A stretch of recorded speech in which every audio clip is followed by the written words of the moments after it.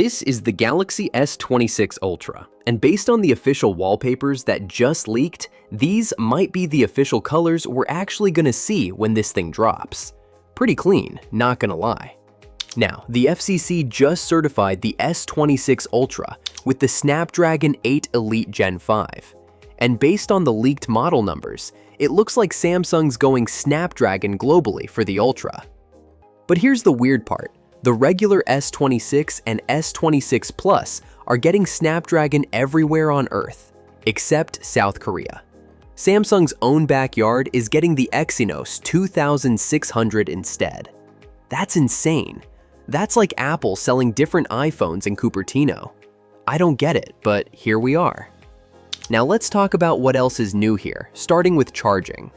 Samsung is finally, and I mean finally, putting 60-watt fast charging in the S26 Ultra, upgraded from 45-watt in previous generations. Now look, Chinese phones have had this for literally half a decade at this point. But sure, Samsung, take your time, no rush. And the wireless charging situation is actually getting way better. The S26 Ultra is jumping to 25 watts wireless. The regular S26 and S26 Plus are hitting 20 watts, thanks to the new Qi 2 standard. Now here's where things get interesting.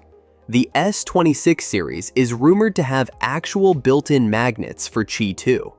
Not this half-baked, just buy a magnetic case nonsense like the S25. Samsung's supposedly going all in this time. But, because there's always a but with Samsung, you'll still need magnetic cases to actually use it properly. So they're giving you the feature, but you gotta pay extra to unlock it. Cool, love that for us. And speaking of cases, Samsung's releasing a whole lineup of magnetic accessories. Magnetic carbon cases, clear cases, silicone cases in black or gray, even a dual magnetic ring holder.